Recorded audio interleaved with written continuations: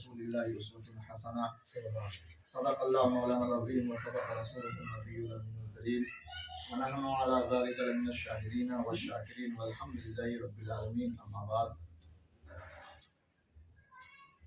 تمام سادات کرام، حاضرین کرام، آئیے اور آپ سب سے پہلے آقا انعامدار مدینے کے تاجدار منکر کے سردار دون عالم کے مالک و مختار احمد مجتبی محمد مصطفیٰ صلی اللہ علیہ وسلم کی بارگاہ میں ایک بار بآواز بلند درود پاک پڑھیں اللہم صلی اللہ علیہ و شفیعنا و نبینا و مولانا محمد المعدن الجود والکرم وعلی آلہ و اصحابہ وسلم صلاۃ و سلام علیہ رسول اللہ صلی اللہ علیہ وسلم.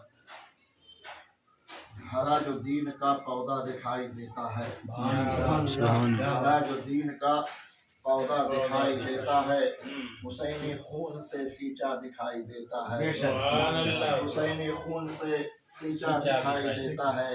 اور ازل سے لے کے ابد تک میری نگاہوں کو، ازل سے لے کے ابد تک میری نگاہوں کو فقط حسین کا سجدہ دکھائی دیتا ہے، حسین کا سجدہ دکھائی دیتا ہے. ایک ایسا خیمہ ہے کرب و بلا میں زینب کا، ایک ایسا خیمہ ہے کرب و بلا میں زینب کا، جہاں پہ کعبہ بھی جھکتا دکھائی دیتا ہے، جہاں پہ کعبہ بھی جھکتا دکھائی دیتا ہے. اور حسین آپ کے عباس کا یہ احسان ہے، حسین آپ کے عباس کا یہ احسان ہے، اونچا دین کا جھنڈا دکھائی دیتا ہے. نعرہ تکبیر، نعرہ رسالت، جشن عید میلاد النبی. حسین آپ کے عباس کا یہ احسان ہے، اونچا دین کا جھنڈا دکھائی دیتا ہے. اور لگا یہ دیکھ کے گنبد شہید اعظم کا، لگا یہ دیکھ کے گنبد شہید اعظم کا کہ جیسے گنبد خضرا دکھائی دیتا ہے، جیسے گنبد خضرا دکھائی دیتا ہے. اور یہ کس کا سر ہے جو نیزے پہ کربلا سے چلا، یہ کس کا سر ہے جو نیزے پہ کربلا سے چلا. یہ چہرہ میرے نبی سا دکھائی دیتا ہے، یہ چہرہ میرے نبی سا دکھائی دیتا ہے. زمانہ دیکھ کے شہباز کو یہ کہتا ہے نبی کے آل کا شیدا دکھائی دیتا ہے. سامعین کرام، ہم تمام لوگ یہاں پر نبی کے خاندان کے لوگ بیٹھے ہوئے ہیں اور سرکار کے امتی بھی بیٹھے ہوئے ہیں. ہم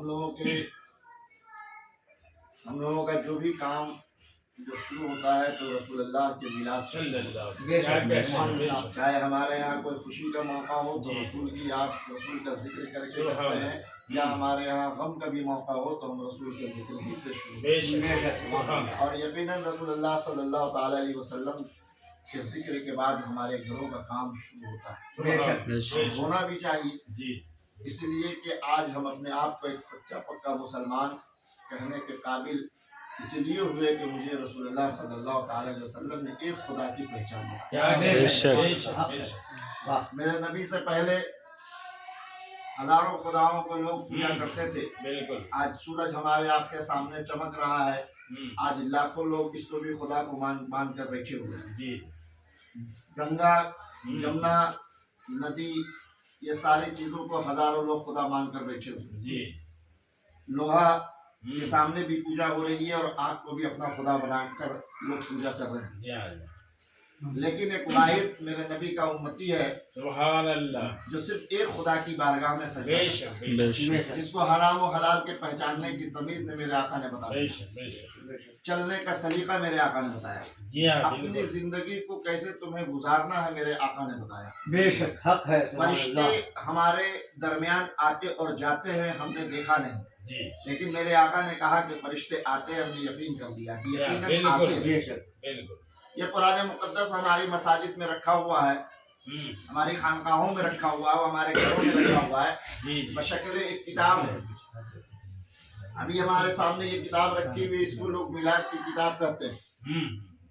تو میلاد کی کتاب اس کو اس لیے کہا جاتا ہے کہ اس میں رسول اللہ کا ذکر ہے، رسول اللہ کے معجزات اس کے اندر ہیں، اللہ اور اس کے رسول کا ذکر ہے، اس لیے اس کو میلاد کی کتاب کہا جاتا ہے.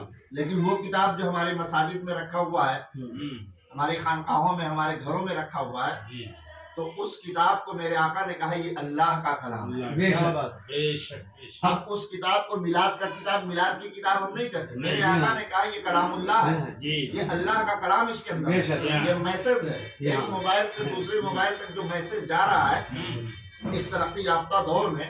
जी एक जमाना था कि लोग खत से मैसेज भेजते थे, जी आज जो मैसेज हम भेज रहे हैं एक मोबाइल से दूसरे मोबाइल तक भेज रहे हैं। بے شک अपनी खैरियत अपने दोस्तों को, अपने रिश्तेदारों को दे रहे हैं, अपने दिल का अहवाल एक दोस्तों को पहुंचा रहे हैं, अपने दिल की बात एक दूसरे से तक पहुंचा रहे हैं, ये मोबाइल के जरिए पहुंचा रहे हैं। बिल्कुल बिल्कुल लेकिन मोबाइल के जरिए जब एक दूसरे की जगह हम अपना मैसेज पहुंचा रहे हैं तो इसमें किसी तरह का कोई तार का कनेक्शन नहीं है। जी जमाने ने अंगली उठाया, ऐसा कैसे हो सकता है? डायरेक्ट खुदा की बारगाह से भी मांगा जा सकता है, लेकिन खुदा की बारगाह से मांगा जा सकता है, लेकिन रब ने कहा कि इस खूबसूरत कायनात को हमने बनाया, जी इस कायनात को जर्रा जर्रा खूबसूरत है। बेशक एक छोटी सी चीज लोग बनाते हैं तो वो उसकी तारीफ करते हैं, ये बहुत खूबसूरत बना हुआ है। अब इसके बनाने वाले को भी देखने की ख्वाहिश पैदा होती है। बिल्कुल एक मोबाइल की कंपनी बना रही है, जी अब आपके इलाके में कोई शख्स आ जाए कि इसने ही ये मोबाइल बनाया है, हमारा दिल भी चाहेगा जरा उसको देखने। क्या बात कि जब इस मोबाइल ने इतना खूबसूरत बनाया है, वो बनाने वाले को भी जरा देख लिया जाए। बेशक इस कायनात को जब रब ने बनाया तो उस कायनात के हर इंसान की ख्वाहिश रब की बारगाह मर्ज किया, परवरदिगार आलम इतनी खूबसूरत दुनिया को तूने बनाया, मेरी ख्वाहिश होती तुझे देख ले, کیا بات ہے देख ले। जी हाँ तो कभी सामने आ जाता है कितनी खूबसूरत दुनिया को बनाने वाला कैसा है, हम भी देख लेते। तो मेरे रब ने कहा ये दुनिया मैंने अपने लिए नहीं बनाया, کیا بات ہے ये दुनिया मैंने अपने लिए नहीं बनाया है। इस कायनात के जर्रे जर्रे को और इस दुनिया को खूबसूरती मैंने अता किया है सिर्फ तुम्हारे रसूल मोहम्मद रसूलुल्लाह सल्लल्लाहु अलैहि वसल्लम। इस कायनात को मैंने तुम्हारे रसूल के लिए बनाया। کیا بات ہے بے شک अब अगर हमको देखना है तो तुम रसूल को देख लो, کیا بات खुदा ہے को देख लो। کیا بات ہے بہت خوب واہ सुभान अल्लाह सुभान रसूल अल्लाह की ज़ियारत कर लो, जी हाँ उनके करीब हो जाओ, उनके नजदीक हो जाओ, समझो तुम खुदा के करीब हो गए, तुम खुदा के नजदीक हो गए। बेशक बेशक तो अब ये जरिया रब ने हमको रसूल अता कर दिया, ये हमें जरिया बना दिया, वसीला बना दिया। अब मेरे आका कह रहे हैं कि ये कलामुल्लाह, ये अल्लाह का कलाम है, ये मैसेज है। मेरे दरमियान और रसूल अल्लाह के दरमियान जो बातें हुई वो इस कुरान के अंदर है। जब जब जरूरत पड़ी हमको रसूलुल्लाह से बात करने के लिए, हमने जिब्रील को वसीला बनाकर इसके अंदर मैसेज भेज दिया और मेरे आका ने इसको एक किताब की शक्ल देकर तुम्हारे लिए हिदायत की किताब बना दिया। अब तुम्हें हिदायत पाना है, तुम्हें रहनुमाई हासिल करना है, तुमको अपनी जिंदगी जीना है, इसी कुरान से सीख लो। सारी जिंदगी जीने का तरीका इसी कुरान के अंदर है। बिल्कुल और हम लोग तो खैर खानदानी मुसलमान हैं, जी हाँ जो नबी के घर वाले हैं वो कन्वर्ट नहीं है, बिल्कुल वो तो खानदानी मुसलमान है। लेकिन हजारों लाखों करोड़ों लोग कन्वर्ट मुसलमान हैं। बिल्कुल आज इस हिंदुस्तान के अंदर सारे मुसलमान, सब तो खानदानी मुसलमान नहीं। नबी की सीरत को पढ़ा, ईमान लिया, بے شک लेकिन नबी की मोहब्बत को देखिए। अल्लाह के रसूल सल्लल्लाहु अलैहि वसल्लम ने सहाबा से इरशाद फरमाया कि हम उस उम्मती से ज्यादा मोहब्बत करते हैं। सुभान सहाबा ने पूछा कौन उम्मती? जो मेरे बाद आएगा, کیا بات ہے واہ जो मेरे बाद आएगा उस उम्मती से ज्यादा मोहब्बत है। सहाबा ने कहा या रसूल अल्लाह, हम तो आपसे ज्यादा मोहब्बत करते हैं। कहा कि तुम भी करते हो, लेकिन वो कहीं ज्यादा तुमसे मोहब्बत करता है। क्या फर्क क्या है? तो मेरे आका ने कहा तुम हमारे चेहरे को देख कर ईमान کیا लाए, بات ہے तुम हमारी सीरत को देख कर ईमान लाए, तुम हमारे मोजज़ात को देख कर ईमान लाए, तुमने कंकरी को कलमा पढ़ते हुए सुना तो ईमान लाए, तुम दरख्तों को चल कर आते हुए देखा तो ईमान लाए, तुम जानवरों को आकर सजदा करते हुए देखा तो ईमान लाए। बेशक बेशक और वो उम्मती जो मेरे बाद ईमान लाएगा उसने मुझे नहीं देखा, बिल्कुल उसने दरख्तों को चलते हुए नहीं देखा, नहीं देखा, उसने कंकरी को कलमा पढ़ते हुए नहीं देखा, کیا بات उसने चांद के दो टुकड़े होते हुए नहीं देखा। बेशक तुम हमारे शक्ल सूरत को देखकर ईमान लेकर आए हो और वो हमारे मोजज़ात को सुनकर ईमान लाएगा, क्या बात तो है। उसकी मोहब्बत तुम्हारी मोहब्बत पर भारी पड़ जाएगी। हाँ। तुम देख कर ईमान लाए, वो सुनकर ईमान लाए। सुभान नारे तकबीर, अल्लाह। नारे रिसालत, जश्न ईद मिलादुन नबी। हज़रत सलमान फारसी रज़ी अल्लाह ताला अन्हु इरशाद फरमाते हैं कि मैं एक आतिश परस्त के घर में पैदा हुआ। जी आग की पूजा जो करते थे, आग की पूजा करते हैं, تو بولے کہ میرا دل کبھی گوارا نہیں کیا کہ آگ کے سامنے ہم ہاتھ جوڑ کر اس کو خدا مانیں، اس آگ کو ہم اپنے ہاتھ سے جلائیں اور اسی کو پھر خدا مانیں گھنٹہ 2 گھنٹہ، اور پھر اسی کو بجھاتے، یہ خدا ہو نہیں سکتا۔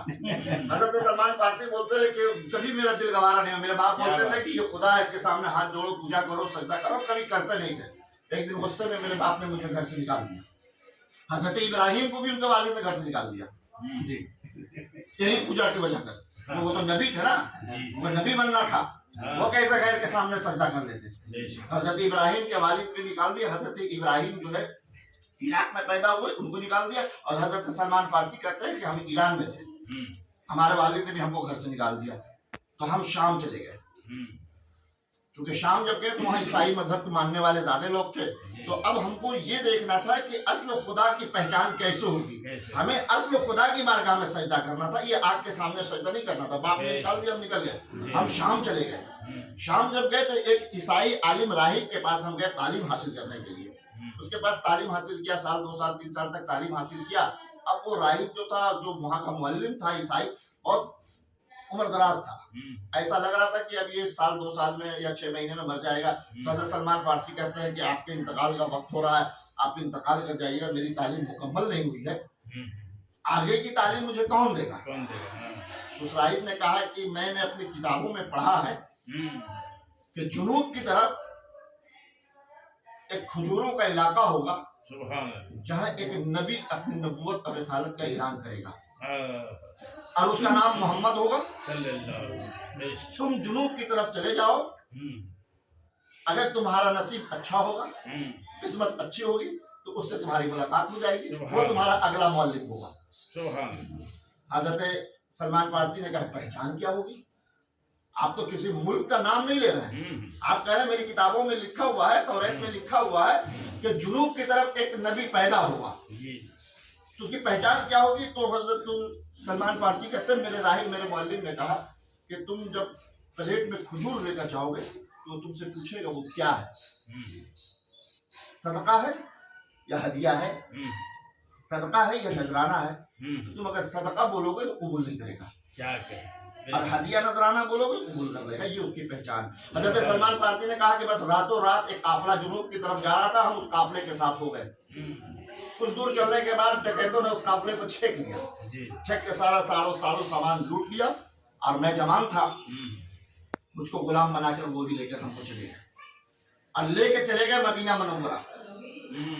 جب مدینہ منورہ ہم گئے تو وہاں مدینہ کے بازار میں لوگوں ڈکیتوں نے مجھے بیچ دیا، میں کسی کی غلامی میں چلا گیا۔ اب ان کی غلامی میں کرتا رہا، اور دل میں یہ سوچتا رہا کہ راہب نے کہا کہ جنوب کی طرف تمہارا ایک نبی اعلان کرے گا نبوت رسالت کا، میں تو کسی کا غلام بن کر ہوں، کیسے اس سے ملاقات ہوگی؟ کہ چند سال کے بعد یہ خبر ملی کہ مکے میں کسی نے نبوت کا اعلان کیا ہے، وہ اپنے آپ کو رسول کرتا ہے۔ حضرت سلمان فارسی بولے اب یہاں سے 300-400 کلومیٹر دور ہم تو کسی کے غلامی میں ہیں، یہ تو چھوڑے گا نہیں مجھ کو، اب ہم جا کر ان سے ملاقات کیسے کریں گے، کیسے تعلیم حاصل کریں گے؟ دل میں ایک افسوس تھا کہ کسی کی غلامی میں ہے، کیسے میں جاؤں؟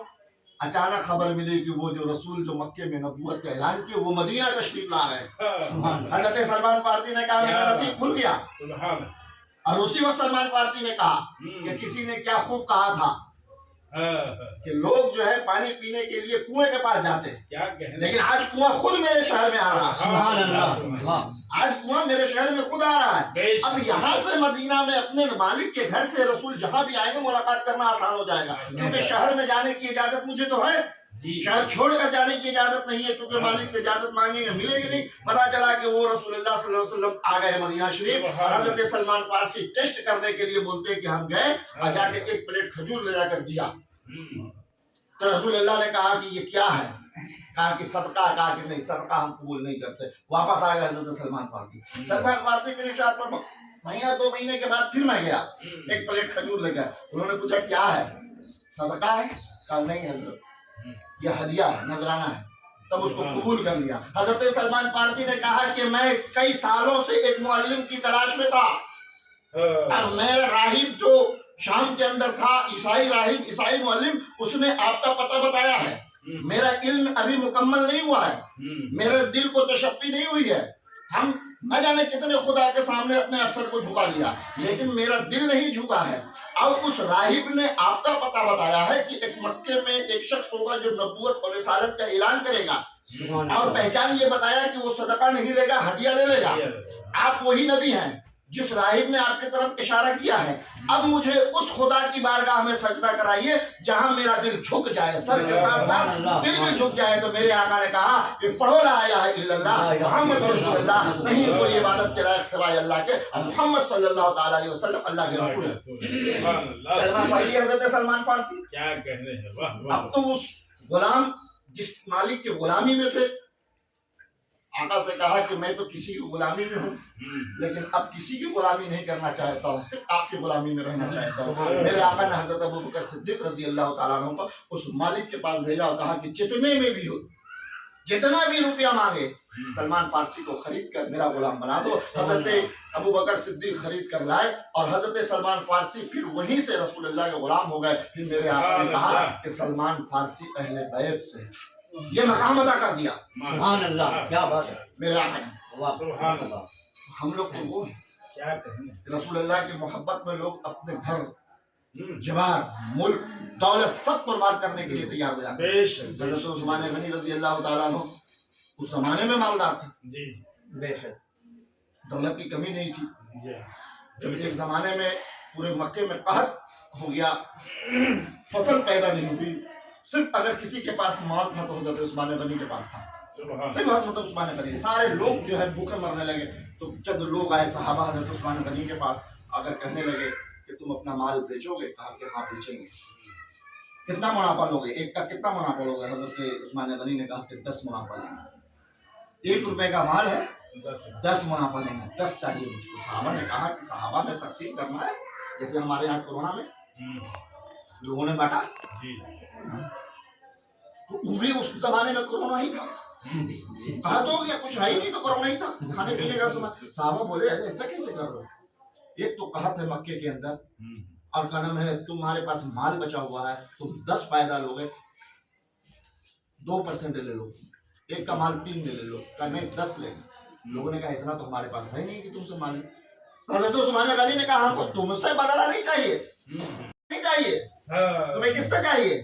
ہم کو اللہ رب العزت سے چاہیے، ہم کو اپنے رب سے چاہیے۔ 1 کا 10، عثمان کا پورا خزانہ کھلا ہوا ہے، جاؤ لے جا کر پورے مکے کے غریبوں کو بانٹ دو، ہمیں تم سے 1 روپے کا منافع نہیں چاہیے، ہم کو اپنے رب سے منافع چاہیے کہ رب نے کہا ہے کہ ہم 1 کا بدلہ 10 دیتے ہیں، تم میرا مال لے جاؤ، میرا رب مجھ کو 10 عطا کرے گا۔ سبحان اللہ، ایسے ایسے لوگ جو نبی کے دین پر، نبی کے محبت میں اپنی دولت کو لٹاتے ہیں۔ بس 2 منٹ کی بات کر کے ختم کر دیں، کیونکہ جانا حضرت عثمان غنی کے پاس، رسول اللہ کے پاس ایک صحابی رسول کے حضور بیٹی کی شادی ہے، تو اس میں انتظام ہو جائے۔ تو میرے آقا کے پاس تھا کیا؟ تھا تو سب کچھ، لیکن رکھتے کچھ نہیں تھے۔ کچھ نہیں، علماء فقہا کہتے ہیں بول دیتے تو سونے کے پہاڑ ہو جاتا۔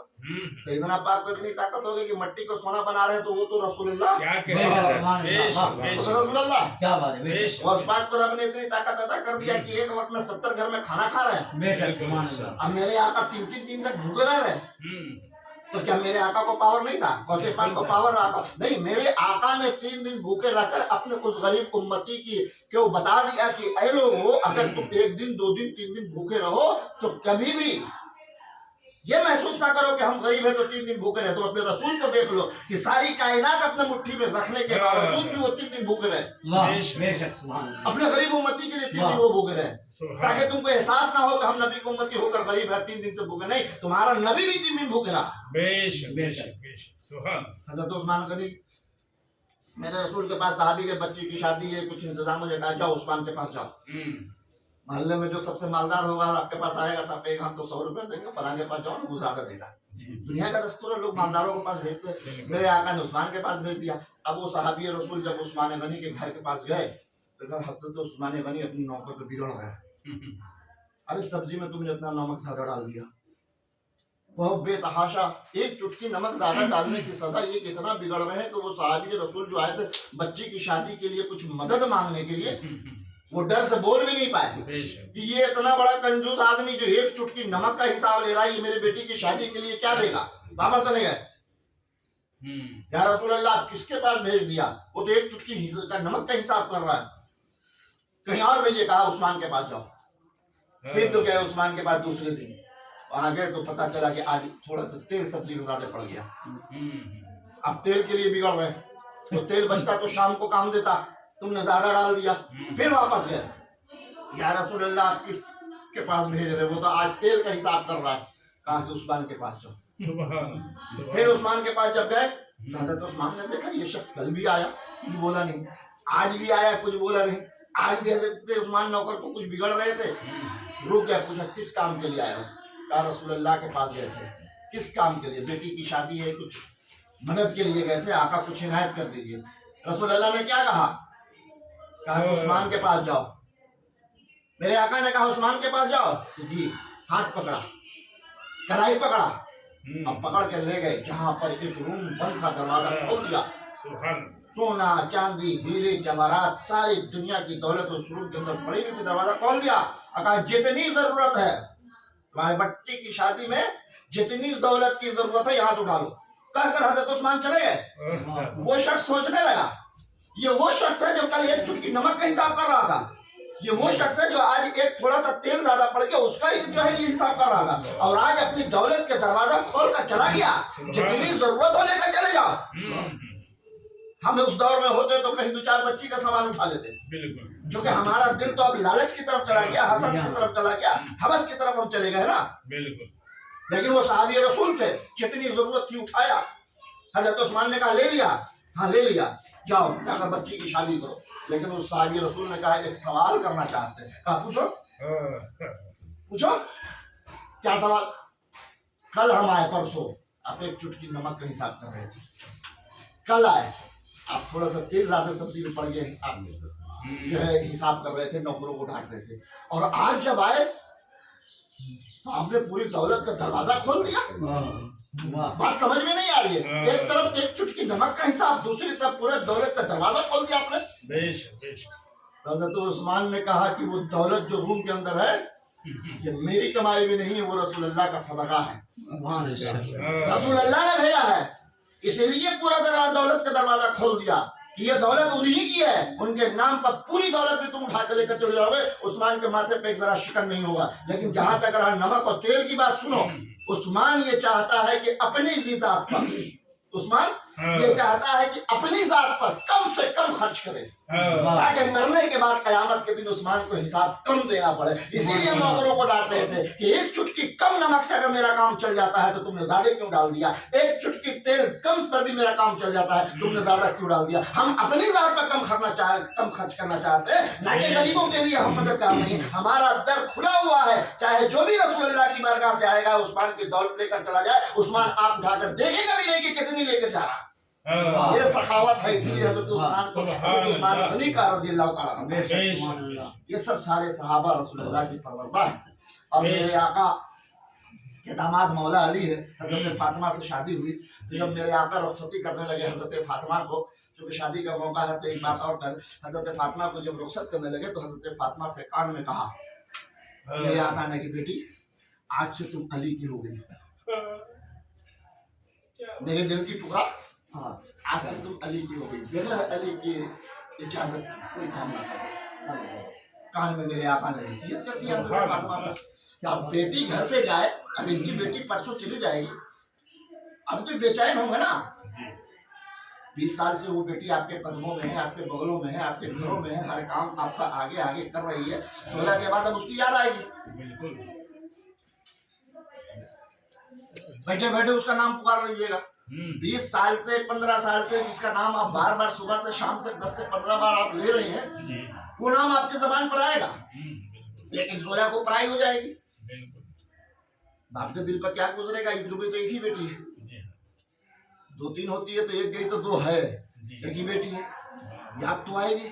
मेरे आका को हज़रत फातिमा आखिरी छोटी बेटी थी, बड़ी प्यारी बेटी थी, रुखसत कर दिया, बगल ही में घर था, बस रुखसत हुई, 2 दिन के बाद पहुंची मेरे आका, फातिमा तुम घर से आई हो, घर तो सन्नाटा लग रहा है, दिल ही नहीं लग रहा मेरा घर, चलो फातिमा चलो घर चलो, चलो कुछ दिन घर में रह के आओगी, दिल नहीं लग रहा। हज़रत फातिमा ने कहा बाबा जान आपके कहने पर तो हम चले जाएंगे, लेकिन आपने मेरे कान में जो नसीहत किया था वो याद है? क्या कहा था, क्या कहा था? حضرت فاطمہ نے کہا بابا جان جب آپ رخصت ہم کو کر رہے تھے تو کان میں کہا تھا بیٹی آج سے تم علی کی ہو گئی، اب بغیر علی کی اجازت کے کوئی کام نہ کرنا ہے۔ بابا جان آپ کے کہنے پر ہم چلے جائیں گے، لیکن آپ کی نصیحت میرے کان میں گونج رہی ہے۔ میرے آقا نے کہا نہیں فاطمہ رکو رکو رکو، اب علی آ جائے تو علی کو ساتھ میں لے کر آ جانا، میرے کہنے پر مت جاؤ، جب تک علی نہ تمہیں اجازت دے اور علی آنے کے لیے نہ تیار ہو تم میرے گھر نہ آنا۔ سبحان یہ شوہر کے مرتبے کو میرے آقا نے بیان کر دیا حضرت فاطمہ کا ذریعہ، سبحان کہ آج کی تاریخ کے بعد جو ہے ایک لڑکی کے لیے شوہر سب کچھ ہو جاتا ہے۔ بالکل بارگاہ خداوندی میں دعا اللہ تبارک و تعالیٰ جتنے بھی شادیات کے کام ہے